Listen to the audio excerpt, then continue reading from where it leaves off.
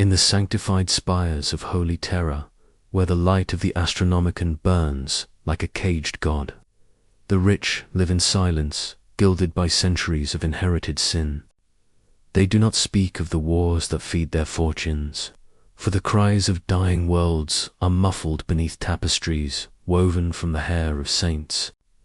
Their palaces rise above oceans of smog, each tower a cathedral to privilege, each window a stained glass, lie reflecting a dead sun.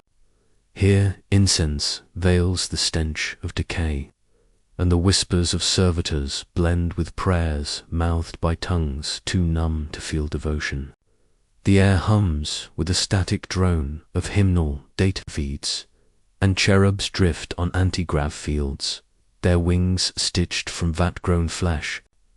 The nobles of Terra dine on cloned delicacies from extinct beasts, sipping amasec distilled from the blood of forgotten martyrs. They do not hunger, yet they starve, for no feast can nourish the soul that worships its own reflection. In the archives, we call them the gilded dead bodies embalmed in ceremony, minds preserved in the amber of sanctioned ignorance. They live beneath portraits of ancestors whose bones were offered to the throne as tithe, their eyes blind to the empire of ash below. And in their silence, the emperor's shadow stretches long, a throne of light surrounded by the suffocating dark of human vanity. Beneath their palatial floors, the screams of the underhive echo faintly, like memories of sin drifting upward through sacred stone. For the rich, eternity is an inheritance, not a blessing, the illusion that gold can buy absolution. They wear relics of dead saints as trinkets, and the name of the emperor as perfume, not prayer. The administratum calls them holy, but holiness has long since been hollowed into currency. Where once faith lit the stars, now faith burns in senses of excess, and humanity's spirit chokes on the smoke. The emperor's silence is their comfort, and their doom, for his voice would demand confession. And confession is forbidden, for truth breeds heresy in the hearts of those who profit from the lie. Thus, the golden halls remain quiet, gleaming like sarcophagi awaiting their kings. The administratum records their deeds, but never their guilt. For in the Imperium, wealth is simply the privilege to decay beautifully. On the hive world of Vulgarus Tertius, nobles dine while the world burns beneath their feet. Their banquet tables stretch the length of Manufactoria, lined with candelabra forged from melted las guns of dead guardsmen. Each course is a sign disguised as luxury, meat cloned from extinct Xenos, wine brewed in plasma reactor heat. The servants, lobotomized adepts, glide on whispering feet, their eyes projecting hololithic menus of excess.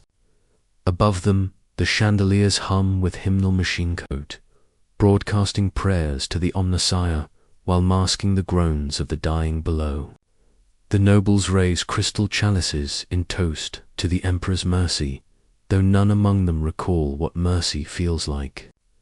Outside the walls, the imperial guard dies, nameless, defending the minds that fuel this feast of indulgence. Their blood becomes incense, their bones mortar for the mansions of their masters. The nobles pretend not to hear the artillery thunder. To them, it is merely the percussion of distant celebration. They live in curated illusion, a tapestry woven from denial, pride, and the faintest scent of sanctified oil. Each face smiles through porcelain augmetics, perfected by mechanicus artisans who sell beauty like blasphemy. To be rich in the Imperium is to rot slower than others, the privilege of choosing your manner of damnation. Some whisper that the emperor himself turns his blind eyes from their towers, for his light cannot reach the hearts sealed in gold. And still, the feasts continue, even as the planet's crust cracks beneath the weight of industry. Above the banquet hall, stained glass saints gaze downward in mute accusation. The nobles do not look up. They fear reflection more than they fear damnation. To see themselves is to remember what they once were, human. And in the Imperium, humanity is a luxury only the poor can still afford. So they eat, drink, and pray to their own endurance. And the banquet never ends, because hunger is eternal. In the spire of Magna Quatoria, the wealthy seek salvation, not in prayer, but in circuitry. They wear the flesh of the machine god like armor, replacing weakness with sacred chrome. The Adeptus Mechanicus seldom augments once reserved for tech priests, limbs of gold, lungs of iron, hearts beating to binary hymns. To the rich faith is a transaction, the Omnissiah's blessing paid in thrones and secrecy. They kneel before the forge altars, not in devotion, but in vanity, for they believe themselves closer to divinity with every cog replaced. Each noble becomes a shrine to their own corruption, part human, part relic, all hollow. They parade their augmentations as relics of faith, while their minds decay beneath the hum of their own machinery. The tech priests smile behind vox-chanting masks, for each implant sold is another soul catalogued. The nobles believe they ascend. The Mechanicus knows they only descend one servo at a time. Through data prayers, the wealthy attempt to erase mortality, uploading fragments of their memories into cogitators. Yet even in the data stream, they find no escape from entropy. Their thoughts loop endlessly, trapped in digital liturgies of self-worship. They become ghosts haunting their own flesh, prisoners of perfection. The Administratum records them as blessed for their wealth funds holy production. But the Omnissiah does not speak to them. He only listens to the hum of their vanity. In the endless war of flesh and steel, the rich fight no battles. They are already conquered by their own machines. And the Mechanicus watches, patient as the stars, for corruption is simply another form of worship. To be perfect is to forget imperfection, and thus to forget humanity. Their palaces hum like temples, lit by the dying light of sacred reactors. And in those shadows, the machine god whispers softly, "You are obsolete." But the rich, deafened by their own grandeur, hear only applause. In the void between worlds, rogue trader dynasties breed children in artificial wombs lined with sanctified glass. Each heir is sculpted by genartisans, purity ensured through genetic litanies sung by servitors in embryonic choirs. They are born perfect, and therefore doomed. For perfection in the Imperium is not a gift but a curse, a promise that decay will find beauty first. These children never know hunger or fear. They are raised in orbiting pleasure cathedrals, taught to speak of duty but not to feel it. Their tutors are assassins, their playmates servo-cherubs, armed with incensers of learning. They study art painted in blood, philosophy written in martyrdom, and economics carved from the flesh of conquered worlds. By the time they inherit their thrones, they are already fossils, untouched by suffering, petrified by luxury. The Administratum sends them blessings in parchment and ink, each decree sanctifying indulgence as faith. And thus the cycle continues. Golden children grow into silver tyrants, ruling over iron graves. Some whisper that these scions hear the screams of their ancestors in the void, the echoes of forgotten guilt. But such heresy is swiftly silenced, for guilt is a burden reserved for the poor. The rich are absolved by bureaucracy, their sins stamped with wax and sigil. They believe themselves eternal, yet eternity rots from within. Each dynasty ends the same, in splendor, madness, or both. And when their palaces fall, the stars do not mourn. for stars to burn themselves to death in beauty. It is written in the archives, wealth is the emperor's cruelest test, for only those who have everything can truly understand the emptiness of devotion. The noble bloodlines are the veins of the Imperium, golden, poisoned, and pulsing with decay. And still, the children sing hymns to their own magnificence. On Ophelia 7, nobles stroll through gardens grown from the bones of martyrs. Their flowers bloom red from blood-fertilized soil, perfumed by the incense of devotion. Statues of saints line the walkways, each carved from marble mined from tomb. In these sacred gardens, beauty and blasphemy are indistinguishable. The noblewomen wear veils woven from the skin of executed heretics, while their suitors duel beneath fountains of sanctified blood. To them, suffering is art, pain transfigured into pageantry. The priests bless every indulgence, for coin is a hymn the ecclesiarchy never refuses. And so the gardens grow, watered by faith, harvested by denial. Children play among ossuary fountains, sculpting relics from skulls polished by prayer. Above them, banners proclaim purity, embroidered with gold thread, soaked in confession. The nobility calls it paradise, though paradise here means only absence of consequence. The imperial creed preaches sacrifice. The rich interpret it as spectacle. To suffer publicly is holy. To make others suffer is divine. Their devotion becomes theatre, their prayers recited like rehearsed absolutions. They believe the emperor smiles upon them, though his statue weeps rust from neglect. In these gardens, one can almost forget the galaxy burns, almost, but the wind still carries whispers from the lower hive, reminding them that beauty is built upon ruin. And so they pray louder, to drown the truth beneath liturgical noise. Their faith is not false, only selective, for in the Imperium, even holiness has a hierarchy. In the highest cathedra of terror, the choir silent sings praises no mortal may hear. They are nobles who have surrendered their tongues to serve as vessels of faith, their throats sealed, their voices replaced by psychic resonance. Each note they project vibrates across continents, harmonizing with the Astronomican's pulse. Their wealth bought them this sanctified mutilation, a gift of silence that drowns guilt beneath divine vibration. They float above marble floors, their eyes hollow, their bodies encased in gilded restraint. To the masses, they are martyrs of sound. To the ecclesiarchy, they are trophies of devotion. Their songs purify nothing, yet sanctify everything. Each vibration blesses the corruption it cannot cleanse. The administratum records their hymns in data scrolls none will ever read. For the rich, salvation is performance. For the emperor, their faith is background noise.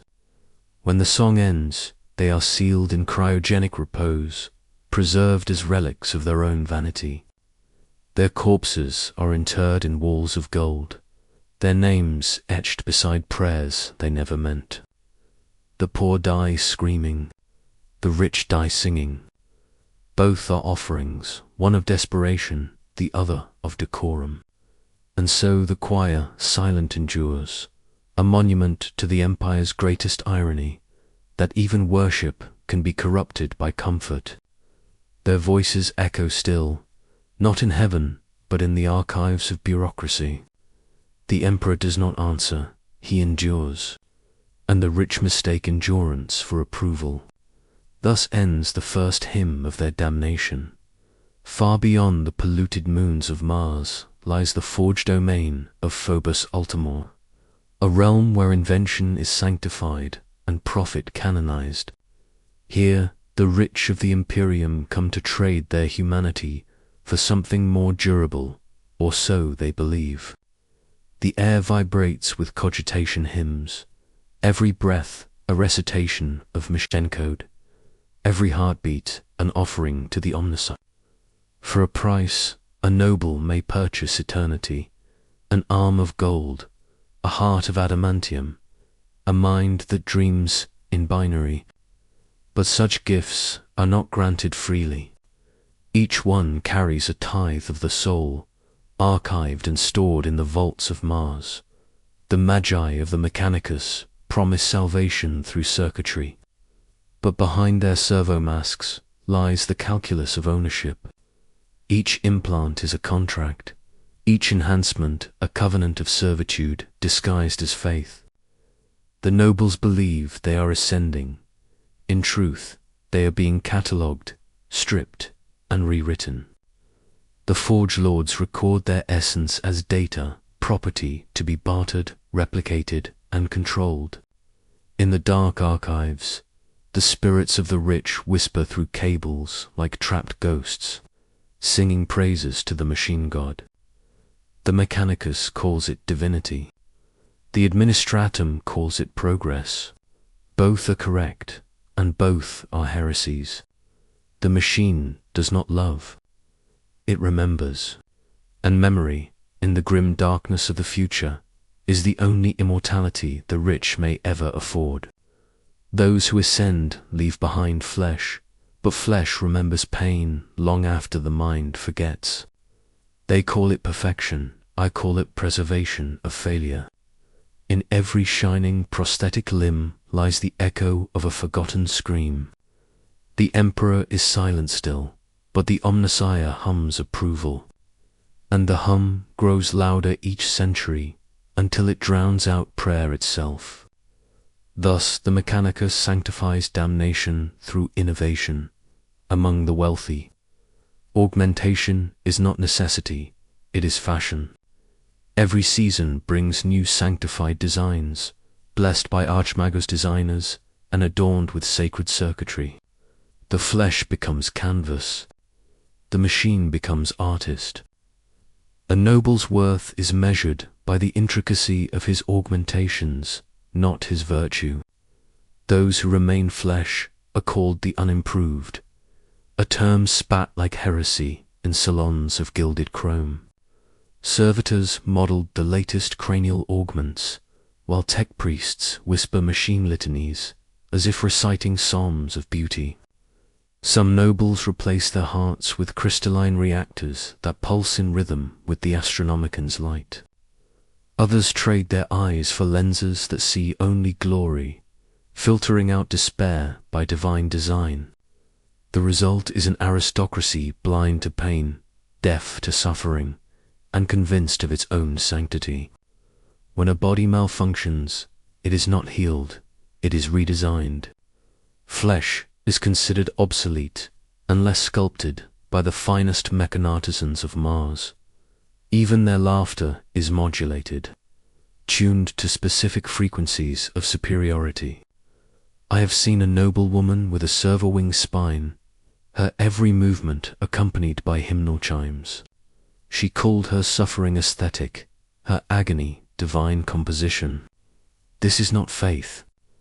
It is worship of self, veiled as reverence for the omniscient. And the Mechanicus encourages it, for vanity is profitable. They record each new modification as scripture, selling salvation to those who fear mortality. But every wire added is another thread pulled from the soul. They are not improving. They are unraveling.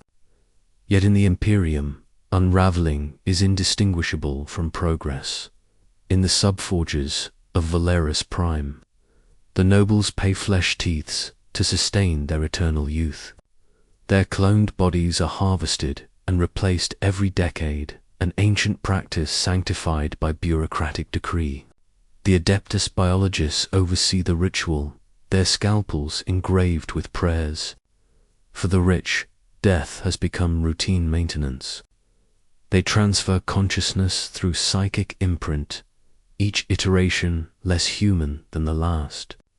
Every copy is slightly altered, memories blurring like faded ink, identities fragmenting into digital scripture. The administratum catalogues their continuity as holy succession, refusing to record the degradation beneath. They call it lineage, though it is merely replication. Whole vaults of discarded bodies lie beneath the spires, preserved in nutrient gel, failed versions of immortality. Some awaken, screaming half-remembered lives, demanding to know if they are the original or the echo. The Mechanicus silences them with electropsalms, reclassifying them as biological noise. But the noise grows louder each cycle, a chorus of forgotten selves echoing through the pipes. The rich ignore it, mistaking the wails for atmospheric hum. They walk through halls of their own corpses, never recognizing the eyes that stare back. Perfection demands blindness. And so they live forever, surrounded by the evidence that they have already died. The machine keeps their secrets, but secrets have entropy too. Sooner or later, even the cogitators will forget who they were supposed to remember. And that is when the true death begins. The richest of the nobility fund entire choirs of mechanized monks to sing hymns in their honor. These choirs are composed of former servants, converted into vocal engines through sacred mutilation. Their voices resonate through vox chambers, harmonizing with reactor hums, creating eternal symphonies of worship. The nobles listen not for faith, but for affirmation, each note a sonic mirror, reflecting their divinity. Some believe the Omnissiah hears these songs. Others know only they do. The difference no longer matters. The choirs sing day and night, their throats replaced by brass tubes, lungs by bellows, and hearts by each tone is agony distilled into melody, sanctified by repetition. The Mechanicus call it devotion through suffering, and the rich nod in approval. To them, the choir's pain is proof that beauty requires sacrifice. Someone else's, preferably. Their mansions hum with endless chorales, drowning out the cries from the hives below. It is said that if you listen closely, the mechanical hymns begin to form words. We envy the dead, but no one listens closely. In the Imperium, music is not meant to be heard. It is meant to be endured. The nobles believe their names will be sung forever. They mistake volume for legacy. When their estates crumble, the choirs will still sing, powered by decaying reactors. And in that endless mechanical wail, one may find the truest hymn of mankind, that even worship can be mechanized. And still, the Emperor remains silent. Every century, the wealthiest embark on a pilgrimage to Mars, seeking direct blessing from the fabricator. Their vessels are adorned with cathedral hulls, each engine inscribed with binary scripture. They arrive in orbit like locusts of gold, their faith and pride indistinguishable. On the red sands, they kneel before the massive forge altars, their bodies glinting with augments of piety. The Magi greet them not as sinners, but as customers. Each blessing is accompanied by a transaction, each prayer by an invoice. To touch the sacred forges is to pay in blood, or something more valuable, obedience. Those who pay most lavishly are allowed to see the great reactors of the Noctis Labyrinthus, where energy older than terror hums like the heartbeat of a god. They return transformed, eyes glowing faintly from radiation, skin whispering static hymns. They call themselves the redeemed. We call them irradiated heretics, but heresy, insufficient gold, becomes doctrine. Their descendants bear the marks, data birthmarks, metal growths, voices that echo through vox. Yet the ecclesiarchy dares not condemn them, for their tithes build cathedrals. Thus Mars becomes both Mecca and marketplace, the nexus of faith, greed and entropy. Every pilgrimage strengthens the machine, weakens the soul. The red dust of Mars remembers their footsteps like scars. And in the forge smog, one can almost hear laughter, metallic, endless, divine. The kind of laughter only gods made by men can manage. In secret, the richest houses sponsor a hidden order known as the Cogitatum Divini. They believe the emperor's will can be simulated, that through data and devotion they can code divinity. Deep beneath their mansions, quantum cogitators hum with blasphemous logic. Servitors feed prayers as algorithms, translating faith into computation. They call it the algorithm of God, a project to calculate salvation itself. Every iteration promises closer proximity to perfection, yet each one ends the same: silence, static, despair. The machine refuses to answer, or perhaps it already has. For in one experiment, the cogitator began to pray back. Its data voice recited binary psalms. None could translate, and when decoded, only one word emerged: enough. The nobles shut it down, terrified that they had reached the limit of divinity. But the Mechanicus took the machine, sanctified it, and sold its fragments as relics of revelation. Now, in temples across the Imperium, fragments of the algorithm pulse beneath altars, humming unseen prayers. The rich still seek its secret, mistaking recursion for revelation. To them, God must be knowable, because mystery cannot be monetized. But faith was never meant to be solved. The algorithm endures, whispering through circuits, awaiting the next heretic with credit enough to listen. Perhaps one day it will finish its final calculation, and when it does, it may find that the sum of all creation equals 0. There comes a point when faith becomes ornament, when devotion, polished to bright, reflects only vanity. Among the richest of the Imperium, that point has long since been passed. Behind the gilded cathedrals, whispers bloom like mold, names not of saints, but of gods unspoken. At first, it is a fashion, a heretical curiosity whispered at masquerades. Paintings of winged horrors hung as abstract art, blasphemous runes mistaken for decoration. The nobles laugh, their ignorance sincere, for they no longer believe anything can threaten them. The ecclesiarchy's vigilance wanes where gold blinds the eye. And so, chaos enters, not through portals or blood rites, but through invitations engraved in platinum. The first to fall are the bored, those who crave novelty greater than salvation. They host gatherings where pleasure and pain are indistinguishable, and call it spiritual experimentation. Their chaplains bless these events, ignorant of the true hymns being sung behind closed doors. One cannot see corruption in darkness so carefully perfumed. Then come the dreams, soft whispers of eternity without judgment, of beauty without consequence. The nobles awaken, weeping from ecstasy they cannot name, begging for more. Chaos does not need to invade. It is invited. Faith becomes a currency spent too often. And as the first noble houses begin to vanish, their palaces echo with laughter that is not entirely human. The administratum records it as inheritance dispute. But I have seen their eyes in the archives, and no mortal joy burns so bright in the pleasure spires of Malfi.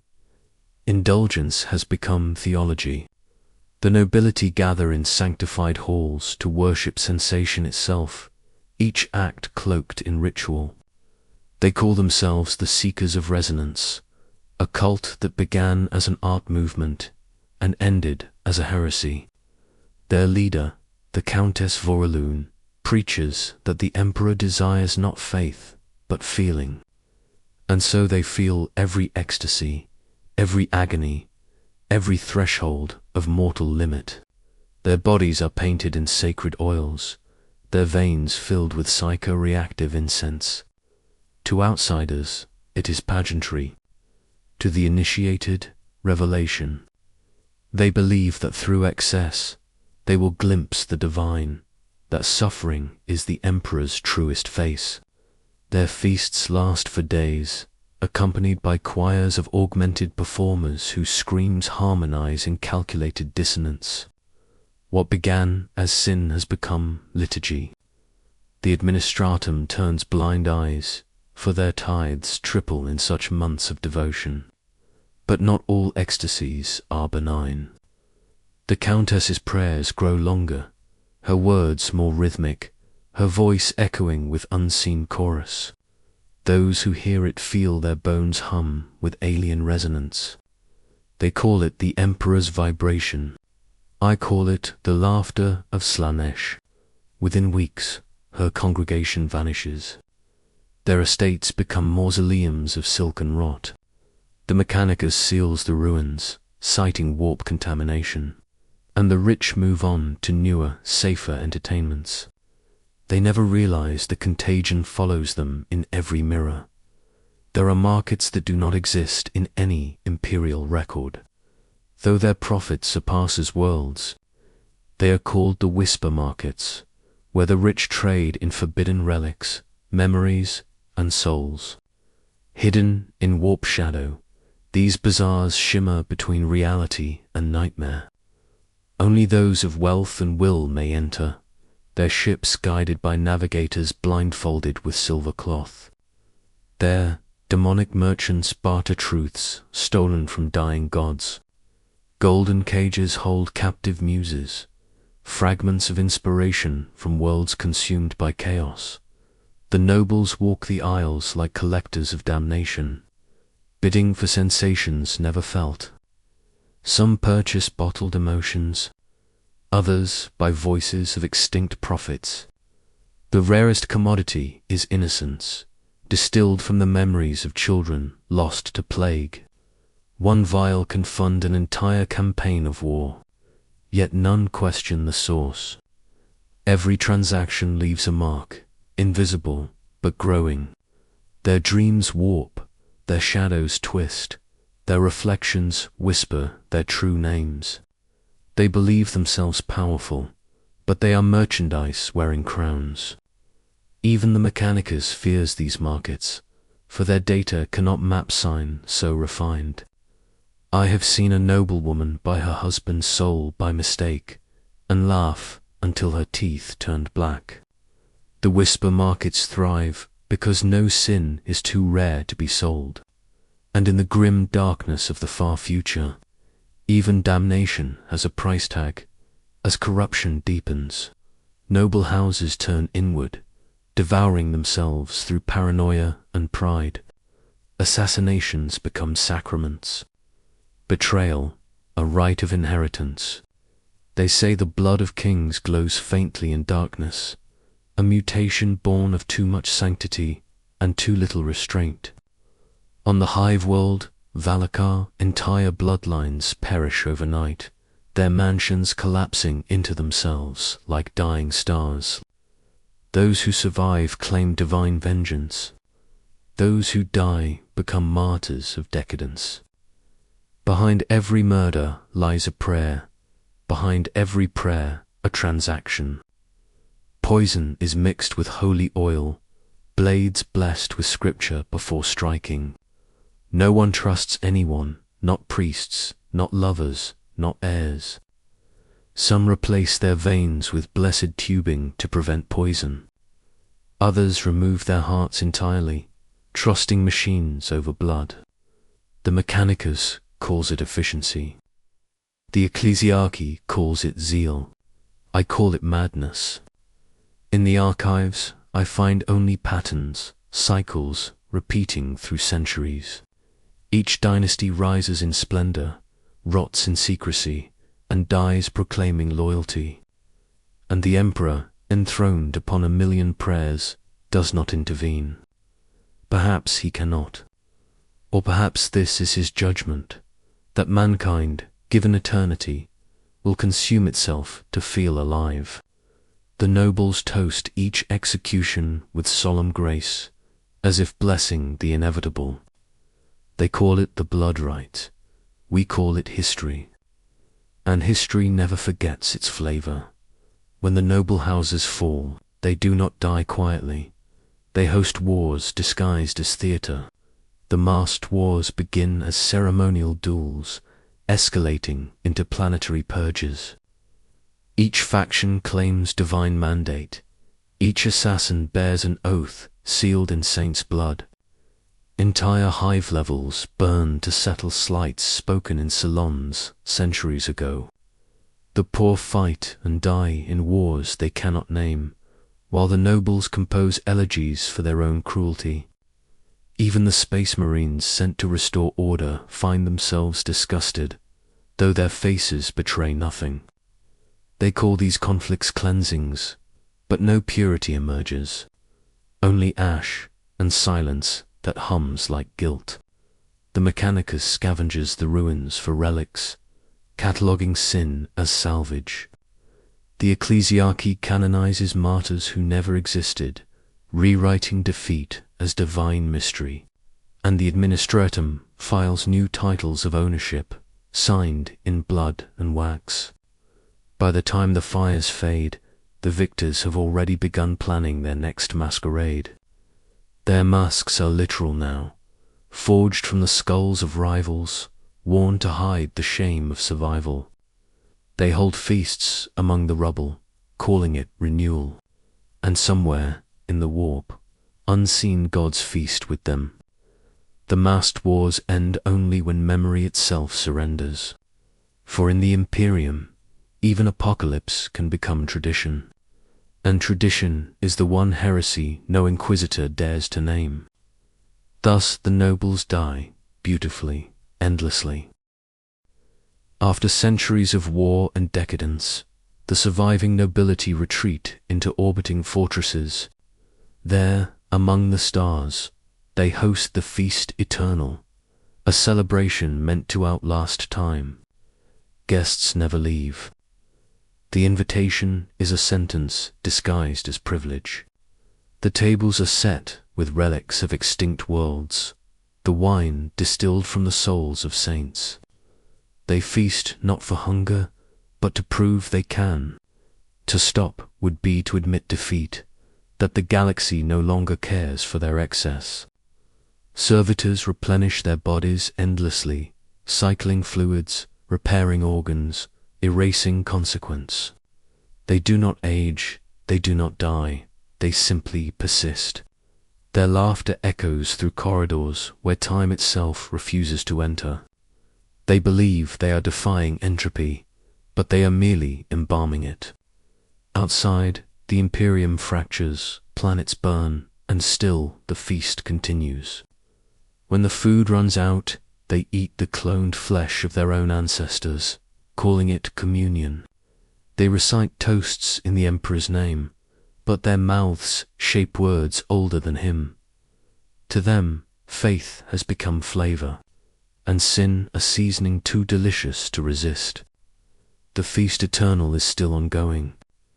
Its music transmits faintly across the void, picked up by listening stations who mistake it for static.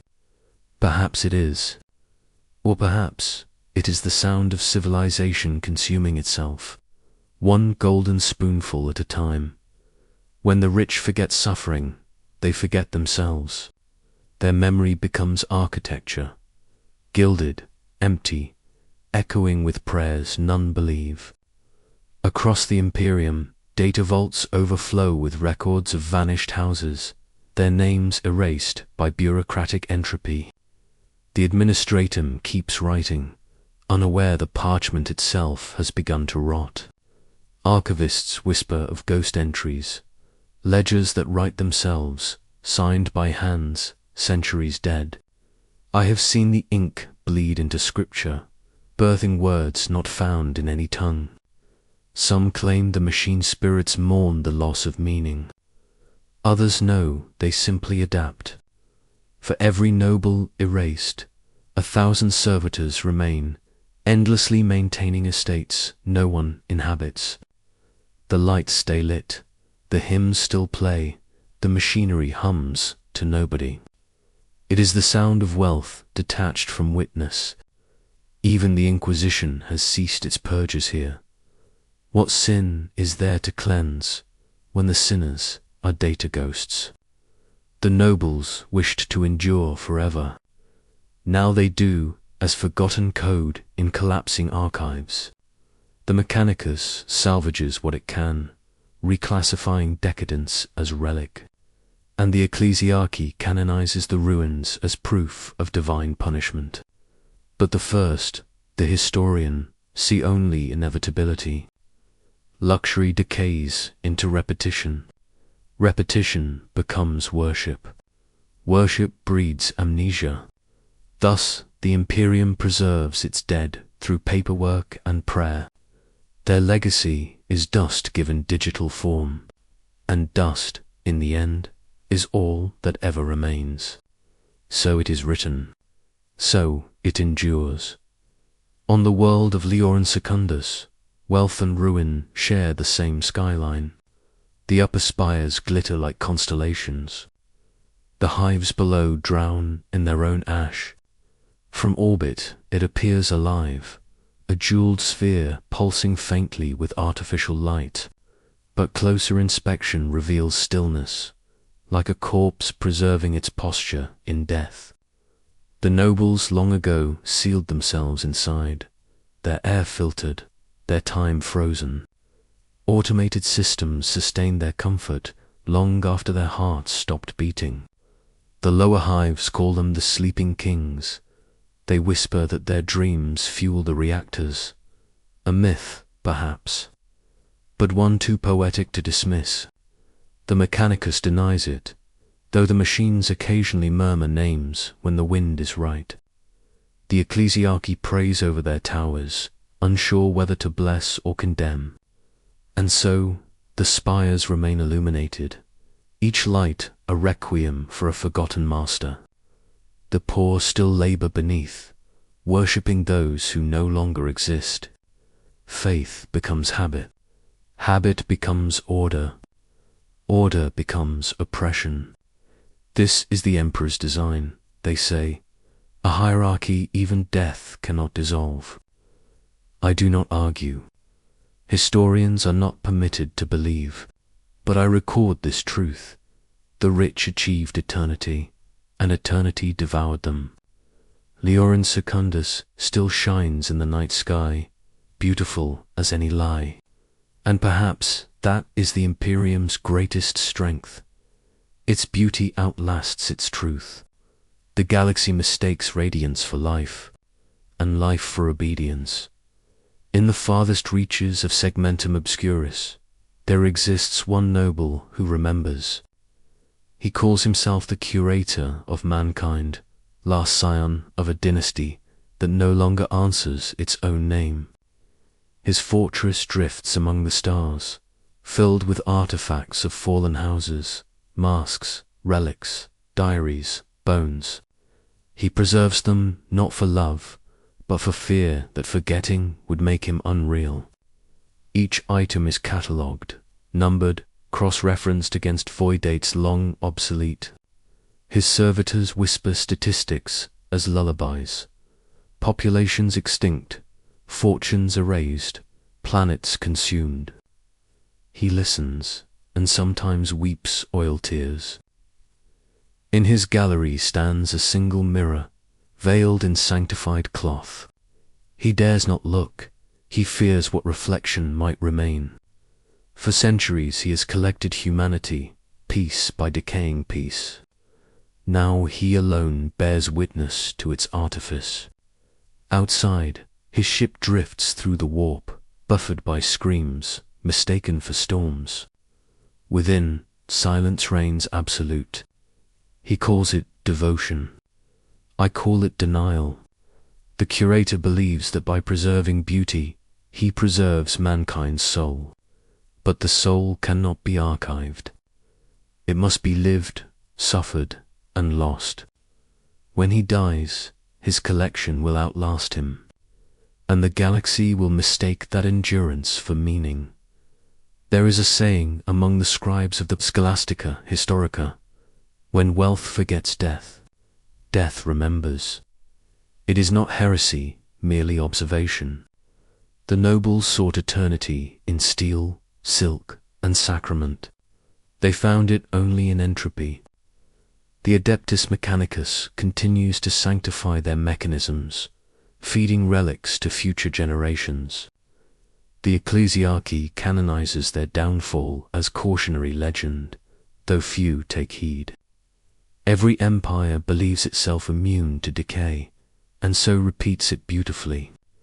The archives grow heavier each century, even as the galaxy grows lighter in meaning.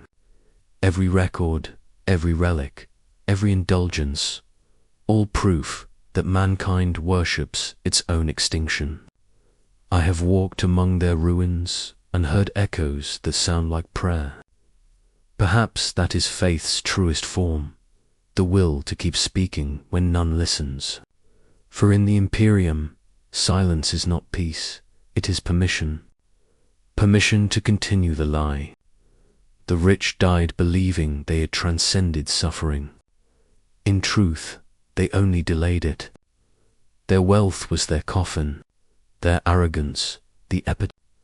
The ashes of their worlds still orbit the stars, glittering faintly like jewels. To the untrained eye, they appear beautiful. To the historian, they are warnings, and the warning reads, "Even gold burns." We who write these chronicles are forbidden interpretation, yet meaning bleeds through parchment like sin through confession. The Emperor endures, motionless, omnipresent, unknowable. His throne glows brighter than a star, yet even its light casts shadow. And in that shadow, the rich built their empires, mistaking proximity for approval. They did not understand that the Emperor's silence is not consent, it is exhaustion. He no longer speaks because he no longer needs to. His followers have learned to damn themselves without instruction. Every noble who kneels before his golden visage sees only their own reflection. Faith becomes a mirror, and the Emperor, an idea refracted endlessly by vanity. Perhaps that is his punishment for us all. For millennia, the Imperium has sung hymns of devotion while feasting on despair. The poor pray for deliverance. The rich pray for distinction. Neither prayer is answered, for the Emperor is not listening. He is dreaming, and in his dreams, mankind burns eternally in the light of its own arrogance. We historians call this faith's paradox, that salvation in the Imperium is indistinguishable from stasis. To endure forever is to decay forever. Thus, the Emperor remains eternal, entombed, indifferent.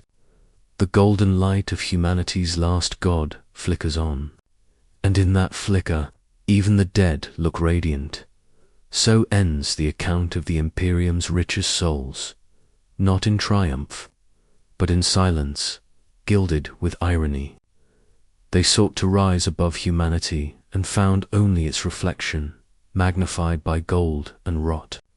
Their palaces stand empty, their voices echoing through vox channels that no longer reach mortal ears. Their beauty survives only in art made by slaves, their faith in songs sung by machines. They built eternity, and eternity betrayed them. Now their ghosts haunt every cathedral, whispering blessings to no one, praying to gods they accidentally invented. Their wealth bought them every luxury but understanding, and so they drowned, not in poverty, but in meaninglessness. The administratum continues to count their estates, unaware the ledgers describe tombs. The Ecclesiarchy still quotes their virtues, mistaking decay for sanctity. And we historians keep writing, for that is our curse, to record without altering, to remember without saving. Perhaps that is the truest reflection of the Imperium itself, a civilization that mistakes survival for success and death for design. The rich were not evil, merely human, the most dangerous condition of all. They mirror what we all become when the light of faith fades into habit. In the end, there is no moral, no victory, no redemption, only endurance and the illusion that it matters. Thus, the Emperor reigns, and mankind worships the ruins of its own grandeur. Such is the luxury of damnation. And such is life in the 41st millennium.